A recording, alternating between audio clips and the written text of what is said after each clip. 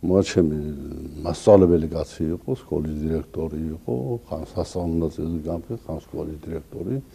რუსულ ენას და ლიტერატურას ასწავლიდა და კარგი მცოდნე იყო, ძალიან კარგი მცოდნე, განსაკუთრებით ქართულზე აღარ ლაპარაკობ ქართულ ლიტერატურაზე, რუსულ ლიტერატურის და მე მithქვამს კიდეც თქვენ კოლეგებთან შეხვედრის დროს, სხვა დროს, რომ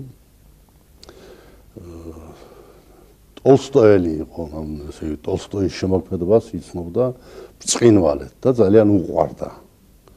აი თქვენ აკაკი ახსენეთ, დედაჩემის ბიძა იყო, დედაჩემის ძმა, დედაჩემი ცოტა უფროსი იყო, ის უმცროსი, მაგრამ უკვე განათლება მიღებული ჰქონდა.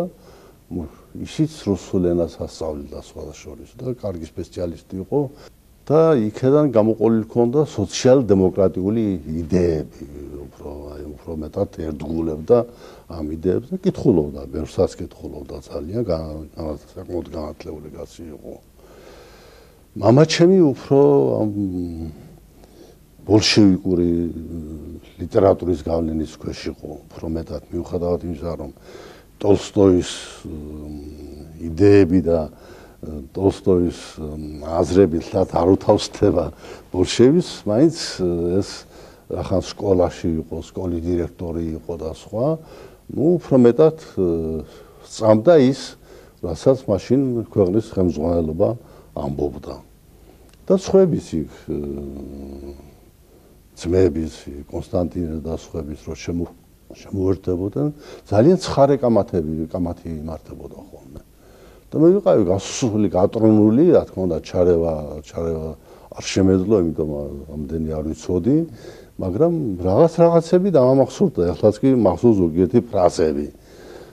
ესე ძალიან უყვარდათ ერთმანეთი პატივისცემდნენ, მაგრამ ის კამათი არ დამოიწურება, ესეთი ცხარე კამათი იყო. ამის ახლა ხელით გაწევა არ ყოფილა, მაგრამ ძალიან ცხარე კამათი და მიგვიდა ესენი ამის შემდეგ როგორ უნდა დაელაპარაკონ ერთმანეთს, მაგრამ მერე საღამოს ჩვეულებრივად ან მეორე დილით ჩვეულებრივად შეხვდებოდნენ და ჩვეულებრივი საუბრები გრძელდებოდა.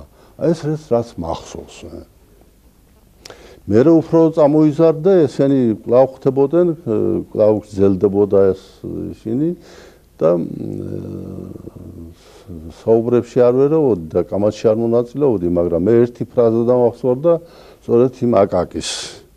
ვეხმარებოდი, ყანის თოხნაში ვეხმარებოდი, იქნებოდი ალბათ 7 წლის, 8 წლის თუ რაღაცა.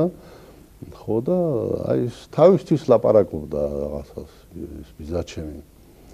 ასე არ უნდა იყოს მოწყობილი ეს ცხოვრება, ხო და აფა როგორ უნდა იყოს მეთქი. ეხლა როგორ გაგაგებინო? აი სოციალ-დემოკრატები რო დარჩენილიყვნენ ხელისუფლების სათავეში, სხვანაირ ცხოვრება იქნებოდა, სხვანაირად ვიცხოვრებდი ჩვენ მაშინ. ნუ ახლა ეს ჩემთვის თლათ მისაღები არ იყო, მამაჩემი ასე არ ფიქრობდა თლათ. თუმცა სოციალ-დემოკრატებთანაც მეგობრობდა და თანაუგრძნობდა მათაც. მარტო ოჯახში კი არ იყო. თვით სკოლაში, აი უფროს კლასელები ისინიც დაყოფილი იყვნენ და ძალიან ხანდახან შევსწრები ვარ ხოლმე, ისეთ კამათს ჩემი ერთი ძმა სწავლობდა, თქვა სკოლა იქ დაამთავრა და ისიც ამ კამათში მონაწილეობდა, რა თქმა უნდა მე უფრო შორიდან უგდებდი კურსს, მაგრამ სახლში უფრო კვალიფიციური მსჯელობა იყო, იცით, როგორც მახსოვს.